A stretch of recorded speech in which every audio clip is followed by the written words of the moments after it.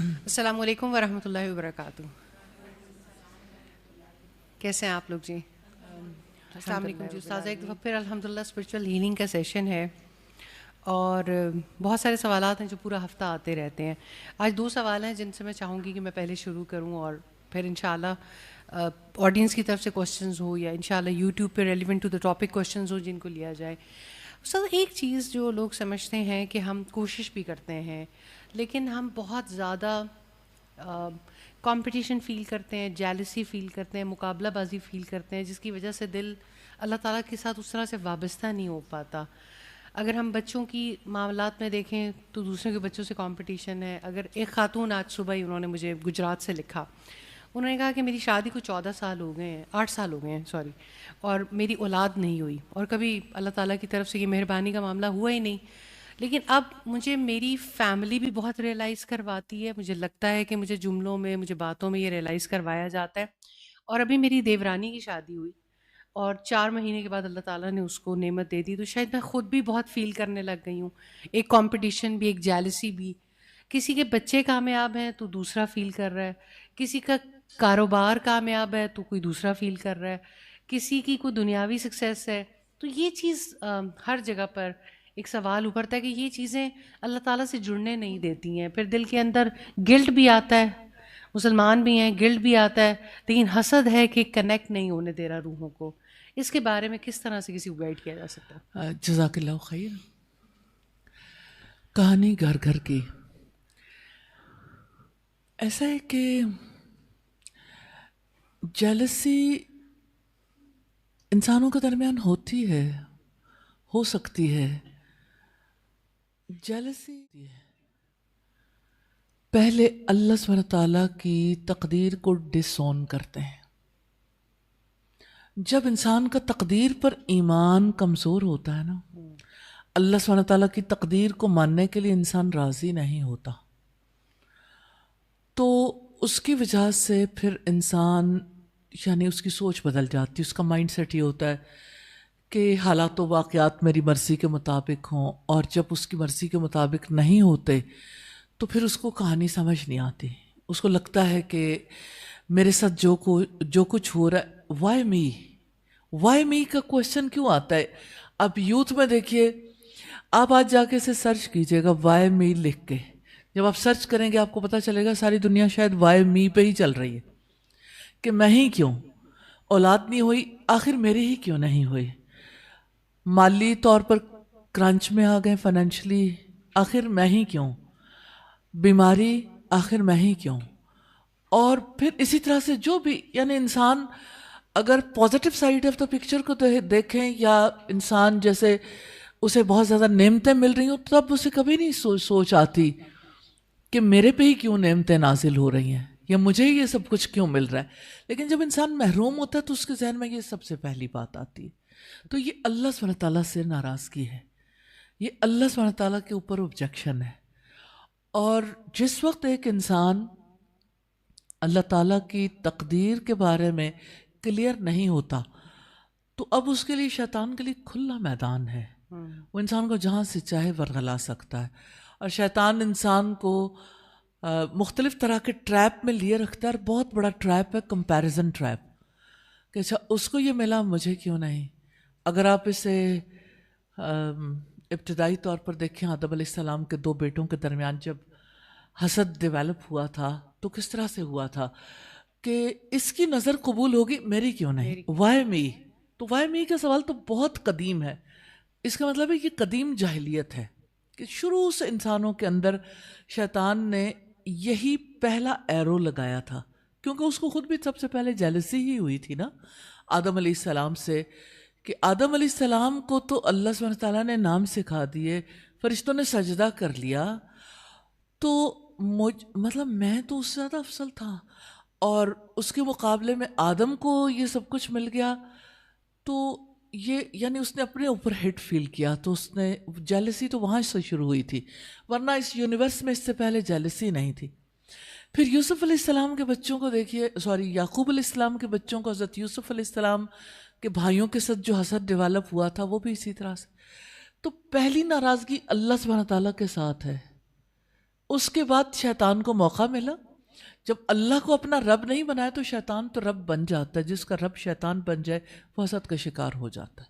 اس کے اندر جیلسی آتی ہے. اب اس کا کوئی علاج نہیں ہے. اب یہ چل سو چل ہے, آگے اور آگے اور آگے. جب ایک انسان اوپر سے گرتا ہے نا, کوئی پہاڑ کی چوٹی سے گرتا ہے, تو ایسا نہیں ہوتا کہ ایک انسان جو ہے وہ پھر راستے میں کہیں رک جائے. پھر وہ یعنی اوپر سے گرنے والا جو ہے جب تک طے تک نہیں پہنچ جاتا یا راستے میں کوئی بہت بڑی رکاوٹ نہ آئے, اس وقت تک گرنے کا عمل جاری رہتا ہے. تو جو بھی اللہ کی تقدیر پر ایمان کھو بیٹھتا ہے نا, اس کے بعد ہر بیماری اسے لگ سکتی ہے. جیسے ایڈز کا مریض ہوتا ہے تو تقدیر پر ایمان نہ لانے والا ایڈز کا پیشنٹ ہے, ایڈز جیسا پیشنٹ ہے کہ اس کو اب کوئی بھی کسی قسم کے بھی جرمز ہوں گے, وہ جیلس بھی ہوگا, وہ بدگمان بھی ہوگا, اس کے دل کے اندر بغض بھی آئے گا, وہ کینہ بھی پالے گا, وہ انتقامی کاروائیاں بھی کرے گا. وہ اگر خاندان میں ہے نا, کسی 3 بھائیوں میں سے ایک بھائی اگر کسی کی ایسی نیچر ہے, وہ دکھتا ہوا پھوڑا ہے, وہ جا کے سارے خاندان کی انسلٹ کا سبب بھی بنے گا. کبھی ایک کے گھر میں جا کے یعنی گھر والے آپس میں جتنی جی چاہے کوششیں کر لیں, ماں باپ کوششیں کر لیں, بہن بھائی آپس میں کوشش کر لیں, لیکن کوئی ایک ایسا ہوتا ہے جو جا کے ہر طرف, یعنی وہ جو پنجابی میں کہتے ہیں نا کاں بتی پھیر آنا, تو وہ یعنی اس قسم کے کام ضرور کر لیتے ہیں. تو وہ یعنی سلسلہ جاری ہے. مطلب یہ ہے کہ جیلسی کی بات تو کوئی آتی نہیں ہے نا کہ کہاں تک کوئی بات جا سکتی ہے. سر یہ جو خاتون نے سوال پوچھا کہ 8 سال ہو گئی اولاد نہیں ہے, یہ والا واقعہ تو بہت سارے لوگوں کے ساتھ ہوتا ہے. دیکھیں, اولاد اگر نہیں ہے تو یہ فیصلہ کس کا ہے؟ کیا کسی کے ہسبینڈ کا فیصلہ ہے یا اس کا ذاتی فیصلہ ہے, یا یہ فیصلہ اس کی دیورانی کا ہے یا اس کے دیور کا ہے؟ کسی کا بھی فیصلہ نہیں ہے, اللہ سبحانہ تعالیٰ کا فیصلہ ہے. اللہ جسے چاہے بیٹے دے, جسے چاہے بیٹیاں دے, جس کو چاہے ملا کے دے, جس کو چاہے کچھ نہ دے. تو جس کا اختیار ہے اسی کے آگے جھکنا چاہیے نا, بات تو اس کی ہے. تو جب اللہ سبحانہ تعالیٰ نے نہیں دیا, 2 چیزیں ہیں. اب کیا ہونا چاہیے؟ ایک تو یہ کہ اللہ سبحانہ تعالیٰ سے دعا نہیں چھوڑنی چاہیے, امید نہیں چھوڑنی چاہیے, اور علاج بھی کروانا چاہیے. لیکن دوسری بات بھی ہے جس کے لیے عورت کبھی تیار نہیں ہوتی, اور وہ ہے یہ کہ اگر آپ کو بچہ چاہیے تو حضرت سارہ جیسا دل بنا لیں. حضرت سارہ نے جب دیکھا کہ میرا شوہر جو ہے وہ بڑھاپے کی اس حد تک پہنچ گیا اور ہماری یہاں اولاد نہیں ہوئی, تو جب انہیں مصر کے بادشاہ نے ایک شہزادی تحفے میں دی, تو جب اس کو اچھا دیکھا تو کہنے لگی اچھا اگر میں ابراہیم کو تحفے میں دے دوں تو ہو سکتا ہے اللہ تعالیٰ ہمیں اچھی اولاد دے دے.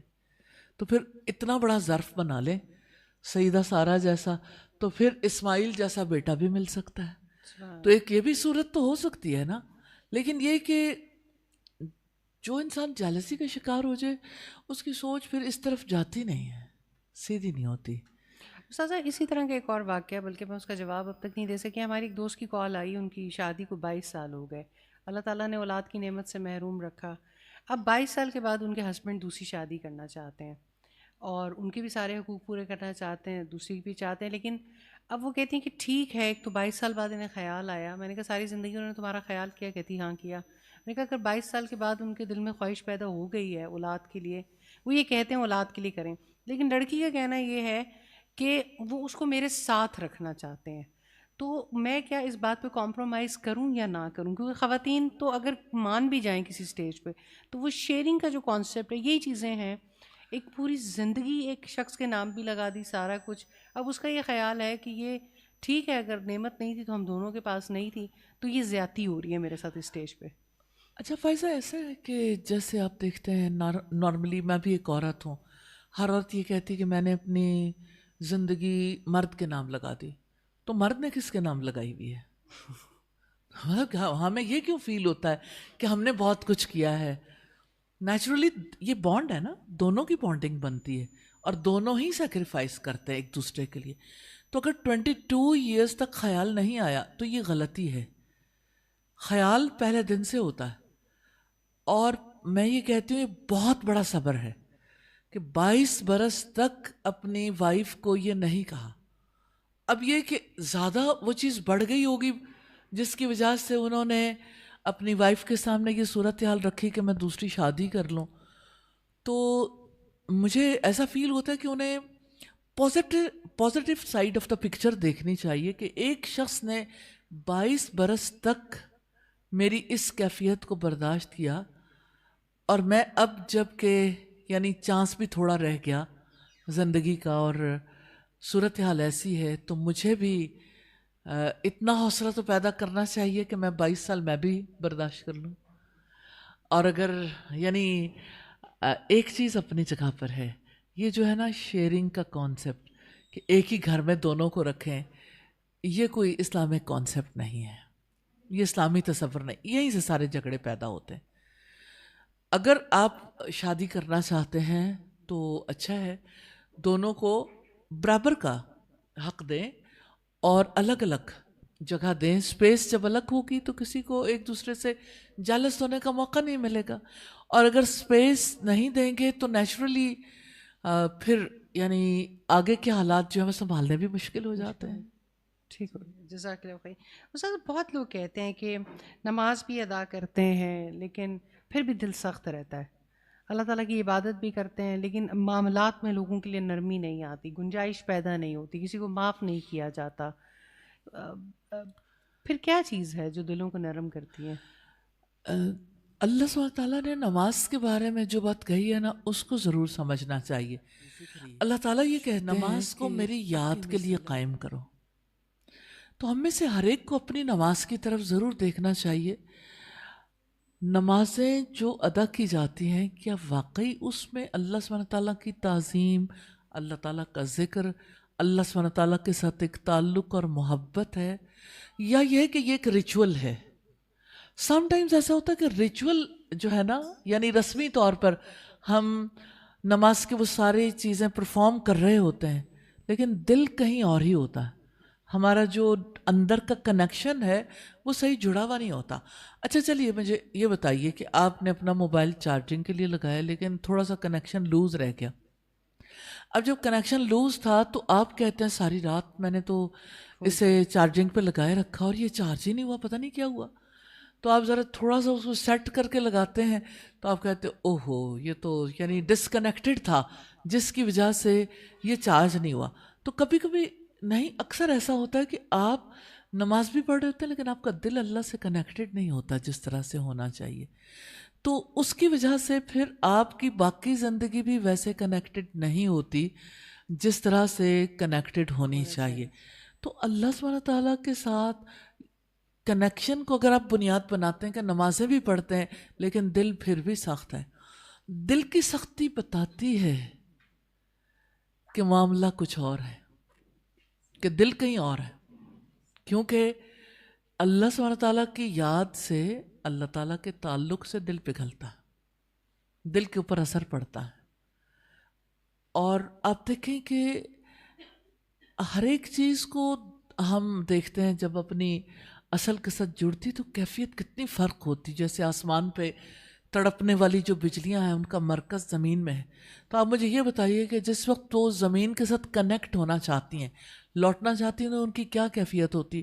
اتنی زور سے بادل گرجتے ہیں ہمارے دل دہل جاتے ہیں.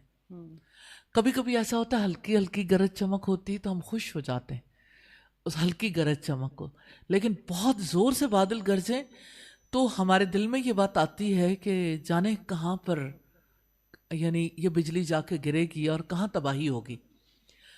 اور انسان اپنی وجہ سے بھی خوف کھاتا ہے، اور اتنی زیادہ جو گرج ہوتی ہے وہ دل کو تکلیف بھی دیتی ہے.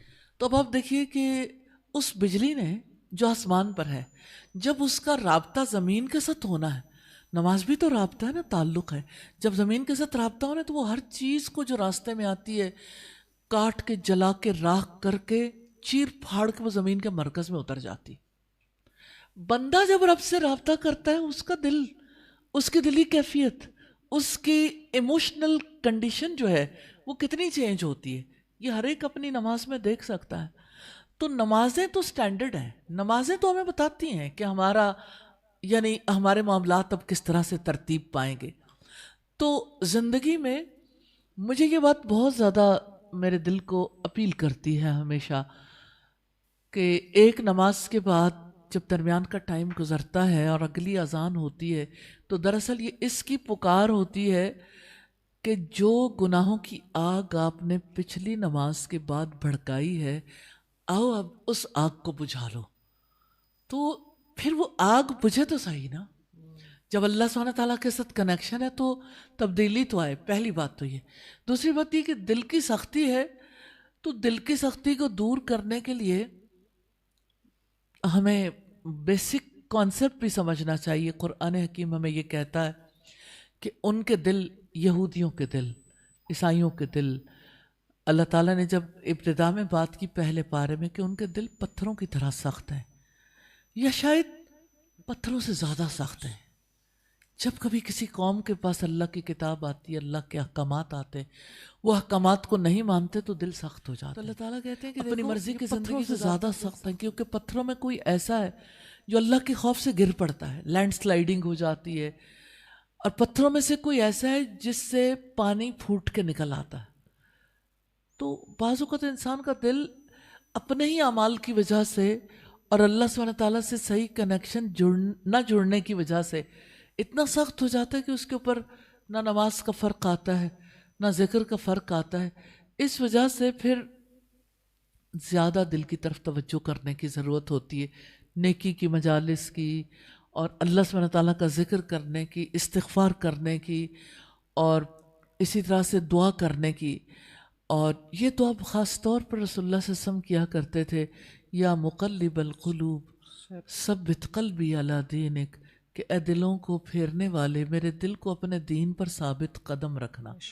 تو اللہ سبحانہ تعالیٰ سے اس دل کی سختی کو دور کرنے کے لیے بھی دعا کرنی چاہیے. ربنا لا تزغ قلوبنا بعد اذ ہدیتنا وہب لنا من لدنک رحمہ انک انت الوہاب، کہ اے ہمارے رب ہمیں ہدایت دینے کے بعد ہمارے دلوں کو ٹیڑھا نہ کر دینا. تو اللہ سے دعا کریں گے تو اللہ تعالیٰ انشاءاللہ تعالیٰ آسانی کر دیں گے. دل کی سختی کو دور کرنے کے لیے رسول اللہ صلی اللہ علیہ وسلم کے اگر ہم طریقے کو دیکھیں، آپ نے فرمایا خبردار دلوں کو زنگ لگ جاتا ہے جیسے لوہے کو پانی سے زنگ لگتا ہے. تو صحابہ کرام نے پوچھا پھر دلوں کے زنگ کو دور کرنے کے لیے کیا کریں؟ تو آپ نے فرمایا کثرت سے قرآن کی تلاوت کریں اور کثرت سے اپنی موت کو یاد کریں.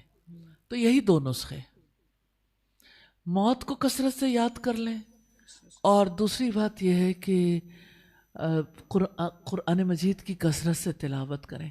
اور رسول اللہ نے فرمایا اگر تم لذتوں کو توڑ دینے والی موت کو کثرت سے یاد کرو، یعنی یاد کرو گے، تو تم رو گے بہت زیادہ اور ہنسو گے بہت کم. تو انسان کا دل پگھل جاتا ہے. استاذ ابھی ریسنٹلی آپ کی ایک کتاب پبلشڈ ہوئی ہے، بلکہ ہبا اگر مجھے وہ کتاب دیں، نیکی اور گناہ.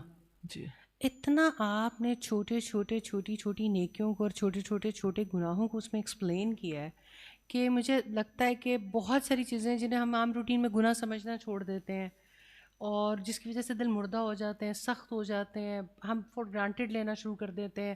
تو اس نے بہت زیادہ الحمدللہ، اور اتنا زیادہ نیکیوں کے اوپر، اور اتنی وہ ڈیٹیلڈ اور لاجک ہے اس کے اندر کہ ابھی ہم کل پرسوں بھی کہیں تذکرہ کر رہے تھے کہ انسان کا دل نیکی کی طرف مائل ہوتا ہے اتنے دلائل کے بعد، اور گناہ چھوڑنے کو دل چاہتا ہے. تو مجھے ایسا لگتا ہے کہ اگر آپ کے پاس کوئی ہو، میں دکھا بھی سکوں. بہت امیزنگ کلیکشن ہے، بہت چھوٹی سی کتاب ہے لیکن بہت زیادہ ہیلپ کرتی ہے نیکیوں کی طرف مائل ہونے کے لیے بھی اور گناہوں کو چھوڑنے کے لیے بھی. اچھا آپ نے جو بات کہی تو میں حافظ ابن قیم کی کتاب کا ریفرنس ضرور دینا چاہوں گی. آپ کو موقع ملے تو اسے ضرور پڑھیں، کیونکہ یہ جو دل کی بات ہے نا، دل کی سختی کی، یہ تو ہم سب کا معاملہ ہے نا، کسی کا کم کسی کا زیادہ، اور دلی کیفیت ایک جیسی رہتی بھی نہیں کسی کی بھی. تو حافظ ابن قیم کی کتاب کا نام ہے، اردو میں جو ترجمہ شائع ہوا، گناہوں کے برے اثرات.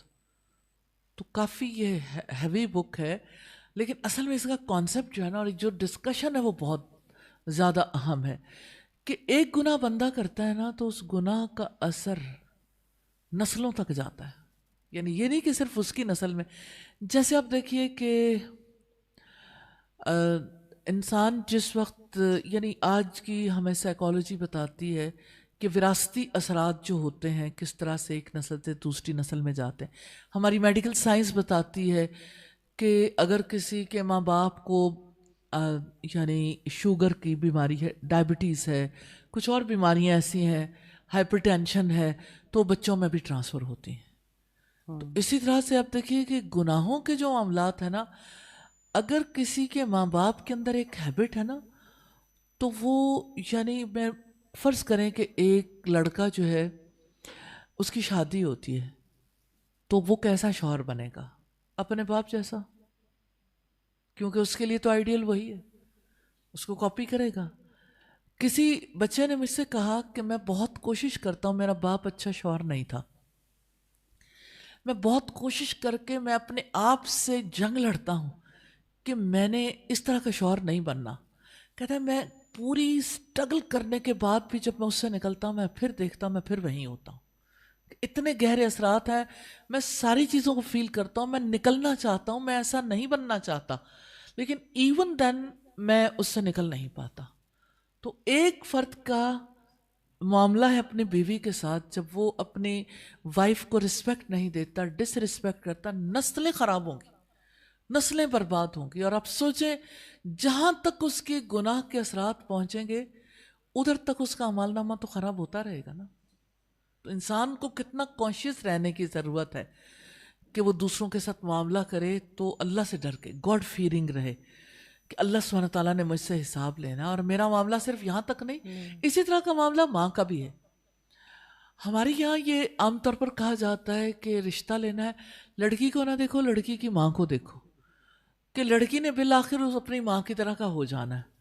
اس کی روش جو اس نے سیکھا، جیسے کیا، وہ اسی طرح کی روش اپنا لے گی، بھلے سے وہ اپنی ماں سے کلیش ہی کیوں نہ رکھتی ہو. لیکن جب موقع آئے گا تو اس کے اندر ہے ہی وہی چیز، پوری کی پوری ماں اتری ہوئی ہوتی ہے لڑکی کے اندر، پورے کا پورا باپ اترا ہوا ہوتا ہے لڑکے کے اندر.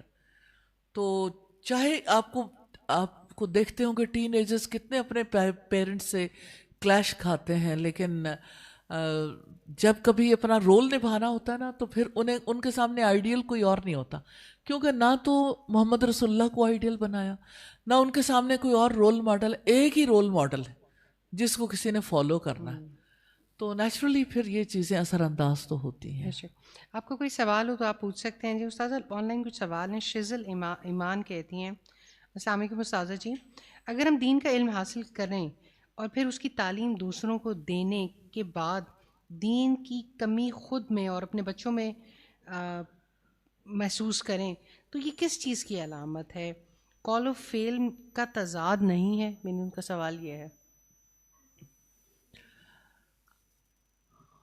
مولانا اشرف علی تھانوی کی بات مجھے یاد آتی ہے. جب انہوں نے تعلیم حاصل کی تو انہوں نے کہا میں نے جب چاہا کہ میں لوگوں کو وہ باتیں بتاؤں جو ہمارا دین ہمیں بتاتا ہے تو میرے خیال آیا میں خود تو ایسا نہیں ہوں، تو میں اگر ایسی بات بتاؤں گا، اللہ تعالیٰ تو یہ کہتے ہیں لِمَ تَقُولُونَ مَا لَا تَفْعَلُونَ، تم وہ بات کہتے ہی کیوں ہو جو کرتے نہیں. تو کہتے ہیں میں نے یہ سوچا کہ اب نیکی کی بات بتانی تو ہے، یہ فرض ہے، اور میں نے دین کی بات پہنچانی تو ہے. کہنے لگے کہ میرے پاس ایک ہی حل نظر آیا مجھے کہ میں وہ بات بتاؤں گا جس پہ میں خود عمل کروں گا، اور جو بات میں ایک دفعہ بتا دوں گا نا بس اس پہ عمل کرنا میں نے نہیں چھوڑنا. اچھا اب انہوں نے گول سیٹ کر لیا نا کہ میں نے یوں ہی باتیں پھینکتے نہیں جانا، جو بات میں نے کہنی ہے خود بعمل بننا ہے. تو کہتے ہیں سب سے زیادہ مجھے اس چیز نے فائدہ دیا کہ میں جو کہتا تھا اس کے بعد میں کاربند ہو جاتا تھا کہ اب میں نے اس دائرے سے باہر نہیں نکلنا. بڑی سخت سزا ہے ایسے فرد کے لیے کہ جو زبان سے کچھ کہتا ہے لیکن اس کا عمل اس کے خلاف ہوتا ہے. قیامت کے دن ایسے فرد کی مجھے یعنی اس منظر کو جب میں اپنے ذہن میں لاتی ہوں تو میرا روح کانپ اٹھتی ہے. رسول اللہ صلی اللہ علیہ وسلم نے فرمایا کہ قیامت کے دن ایک شخص ہوگا حشر کے میدان میں جس کی آنتیں اور جس کا یہ سب کچھ نکل کے اس کے گرد چکر کاٹ رہا ہوگا. تو لوگ اس سے کہیں گے کہ تمہارا کیا حال ہوا، تم کیا ہمیں نیکی کی باتیں نہیں بتاتے تھے؟ تو کہے گا کہ ہاں میں بتاتا تھا لیکن خود اس پر عمل نہیں کرتا تھا. تو جو خود عمل نہیں کرتا اس کو ضرور دیکھ لینا چاہیے. ایک تو یہ بات ہے. دوسری بات یہ ہے کہ مونوٹنس بہت آ جاتی ہے. جب کبھی آپ اپنے علم کو تر و تازہ نہیں کرتے تو تر و تازگی جو ہے وہ ضروری نہیں کہ اور علم حاصل کرنے سے آئے، کیونکہ علم کے بارے میں یہ ہے کہ آپ اس پہ غور و فکر کریں. قرآن کا علم ہے، آپ تلاوت زیادہ اچھی کریں. آپ رسول اللہ صلی اللہ علیہ وسلم کی حیات میں ہم دیکھتے ہیں اللہ سبحانہ تعالیٰ نے تیسری وحی میں یہ رسول اللہ صلی اللہ علیہ وسلم کی ٹریننگ کی تھی. ان لک فی النہار سبحا طویلا، بے شک تمہارے لیے دن میں لمبی چوڑی مصروفیات ہیں. ان ناشیۃ اللیل ہی اشد وطئا واقوم قیلا، بے شک رات کا جاگنا نفس کو کچلنے اور بات کو مضبوط کرنے کے لیے بڑا اہم کردار ادا کرتا ہے. تو رات کو جب انسان نیند توڑ کے اٹھتا ہے اور جس کو قرآن سمجھ آتا ہے، ایک وہ لوگ ہیں نا جن کو یعنی جو الٹریٹ ہیں، ان پڑھ ہیں، قرآن کے معاملے میں نہیں جانتے اللہ کی کتاب میں کیا ہے، اور ایک وہ لوگ ہیں جو اس کو سمجھتے ہیں. تو جو سمجھتا ہے قرآن اس کے دل پہ اثر انداز ہوتا ہے، اترتا ہے. تو جب نیند توڑ کے انسان اٹھتا ہے پھر قرآن پڑھتا ہے تو قرآن دل پہ اثر کرتا ہے، اور اس اثر کی وجہ سے یعنی اگلا دن جو ہے وہ پورا اس کیفیت میں گزرتا ہے. لیکن اگر کوئی انسان محض 1 گھنٹے کے لیے 2 گھنٹے کے لیے کسی چیز کو پڑھا دیتا ہے اور اس کی عام زندگی کا پیٹرن بالکل ڈیفرنٹ ہے، تو اس کی زندگی ایک وقت ایسا آئے گا کہ اس کے اپنے اندر ایسے لگے گا جیسے خالی ڈھول بج رہا ہے. تو اللہ سبحانہ تعالیٰ سے خوف کھانا چاہیے، اور یہ ہے کہ اپنے علم کو تر و تازہ رکھنا چاہیے، اور اپنی بے عملیوں کی طرف بھی دیکھنا چاہیے، اللہ سے توبہ بھی کرنی چاہیے، اور انڈیویجولی صرف اکیلے نہیں کام کرنا چاہیے. کمیونٹی انگیجمنٹ بڑی ضروری ہے، اور ایک اکیلا 2 11. رسول اللہ نے فرمایا ید اللہ علی الجماع، اللہ کا ہاتھ جماعت پر ہے. تو یہ مشترکہ کام ہے اور مشترکہ طور پر انہیں کرنا چاہیے. انشاءاللہ. جزاک اللہ خیر. جی کوشچن ہے یہاں سے. He is autistic special needs child and he is 27 years old. تو آج سے 15 سال پہلے میں اللہ سے بہت گلا شکوہ کرتی تھی، سارٹ آف لڑائی کرتی تھی کہ میرے ساتھ کیوں، وائی می. آج آپ نے اسی پہ بات کی تھی تو مجھے بہت گلٹی فیلنگ ہو رہی تھی کہ اللہ کی ناشکری تھی، تب مجھے پتہ نہیں تھا. شاید اب تھوڑا شاید صبر تو آ گیا، لیکن ایک بہت لمبی اور بڑی آزمائش. تو شروع سے ایسا تھا بیٹا؟ 3 ایئرس کے بعد 3 ایئرس کے بعد speech and communication problem, speech and communication problems, aggression, self hitting, a very difficult trial for us. ظاہر ہے وہ تو انبلیویبل ڈیفیکلٹی ہے، لیکن اللہ سبحانہ تعالیٰ یہ فرماتے ہیں لا یکلف اللہ نفسا الا وسعها، اللہ کسی جان پر اس کی استطاعت سے زیادہ بوجھ نہیں ڈالتا. تو یہ نا ٹیسٹ کیس ہوتا ہے ہمارے لیے. اللہ سبحانہ تعالیٰ جب کسی کا امتحان میں ڈالتا ہے تو وہ دراصل اس کے درجات بلند کرنے کے لیے، اس کو اپنی طرف بلانے کے لیے. تو یہ اس طرف نہیں دیکھنا چاہیے کہ کسی کو اللہ تعالیٰ نے کیسا ذہن دیا، کیسی آنکھیں، کیسے. نیچرلی ایک ماں کے لیے بہت یہ مشکل بات ہے، ایک باپ کے لیے بہت مشکل ہے، لیکن اللہ تعالیٰ کے فیصلوں پر راضی رہنے والے کے لیے اپنی زندگی بھی آسان ہوتی ہے اور اجر کمانے کے مواقع بھی ہو جاتے ہیں. جو آپ نے اس کے لیے کیا، اللہ سبحانہ تعالیٰ سے میں دعا کرتی ہوں اللہ تعالیٰ اس پر آپ کو اجر عظیم عطا فرمائے، کیونکہ ایسے بچوں کو پالنا لمحہ لمحہ ایک ماں کا جو ہے وہ یعنی عام بچے کے مقابلے میں یہ یعنی ہزاروں گنا ڈیفیکلٹی ہوتی ہے. تو اللہ سبحانہ تعالیٰ آپ کو اپنا قرب نصیب کرے، اور اللہ تعالیٰ آپ کی اس زندگی میں کی جانے والی ایفرٹ کی وجہ سے آپ کے لیے مغفرت اور بخشش کے راستے نکالے. جی میرا پہلا بیٹا ہوا تھا، اس کی ڈیتھ ہو گئی. پھر یہ میرا دوسرا بیٹا ہوا، 3 ایئرس پہ اس کو پرابلم سٹارٹ ہو گئے جو اب تک چل رہے ہیں. جی جی. پھر ماشاءاللہ 2 بیٹیاں نارمل ہیں میری. اچھا الحمدللہ. اللہ نے اپنا اللہ سبحانہ تعالیٰ اللہ کے فیصلے ہیں، اللہ کے فیصلوں پہ راضی ہو جانے میں ہی عافیت.